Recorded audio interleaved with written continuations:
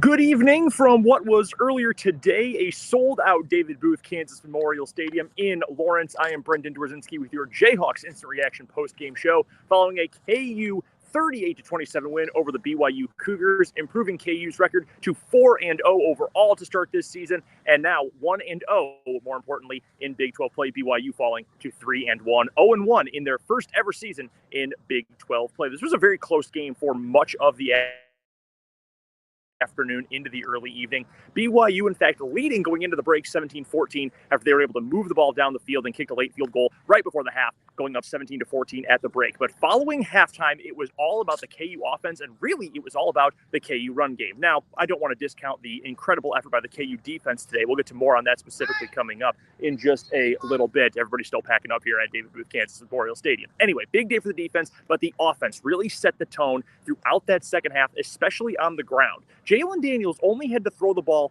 4 times during the second half. He completed all 4 of those passes for a whopping 40 yards and 2 touchdowns, but the ground game in particular was dominant against the BYU defensive front. KU ran the ball 25 times in the second half for 172 yards. That's nearly 7 yards per carry for the Jayhawks in the second half. None of the Jayhawks rushers got into the end zone on the ground today. Daniels ended up with 54 yards. You had another 60 from Daniel Highshaw and Devin Neal, the superstar. What more can you say about him? Another big day for the Lawrence native. 17 carries for 91 yards on the ground. Another huge day for the ground game overall for KU as a total 37 carries, 221 rushing yards in this one for the Jayhawks. Obviously, they were fantastic. A couple of long clock-burning drives in the second half were able to put KU ahead. I mentioned those 4 for 4 for 40-yard and 2 touchdown pass performance for Jalen Daniels in this one. Both of those touchdown passes going to Luke Grimm. They were his only 2 catches of the day. 2 catches, 17 yards, and 2 touchdowns in the win.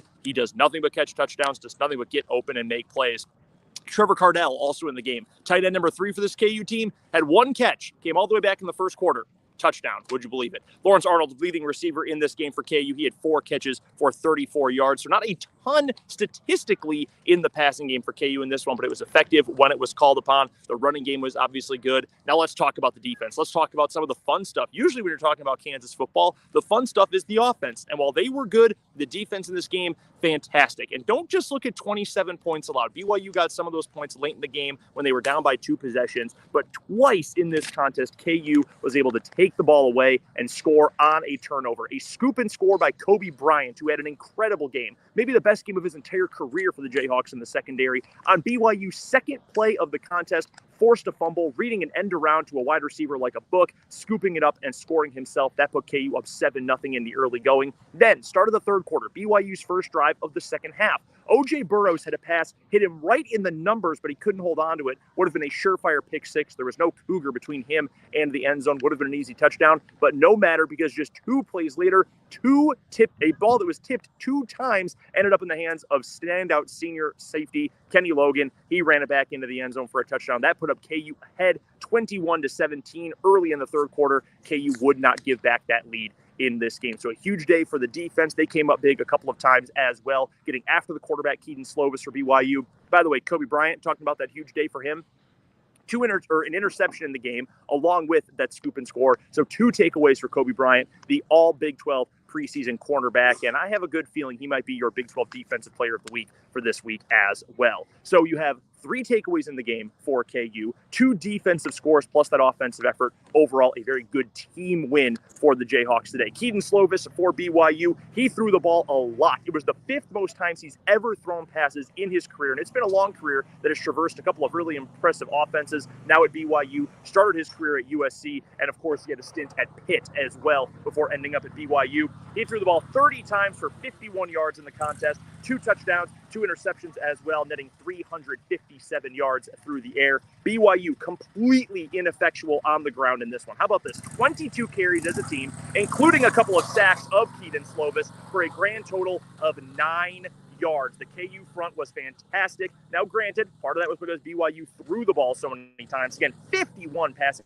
attempts in the game for Keaton Slovis, but that rushing attack for BYU completely ineffective. And again, just a really strong day overall for the Kansas Jayhawks defense. So with that, KU 4-0, as I mentioned, this is the first time since the 1913 through 1915 seasons, before the United States had even entered World War I, that KU has gone back-to-back years with a 4-0 record to open this season. Lance Leipold even joked with us during the post-game press conference, said, well, I'm glad I didn't know that. I'm glad I didn't do all my research before I ended up taking this job. But on a serious note, said, hey, we're happy about where we've gotten, but if you're comfortable now, you're never going to end up getting where you want to be. And he said, hey, there's still 2/3 of the season left, and there's still a lot of work to do. And for KU, that includes a trip down to Austin coming up next weekend, September 29th, to meet an old foe for one final time as Big 12 rivals. KU will take on the ranked top 10 Texas Longhorns coming up next week in Austin, Texas, taking on Baylor tonight.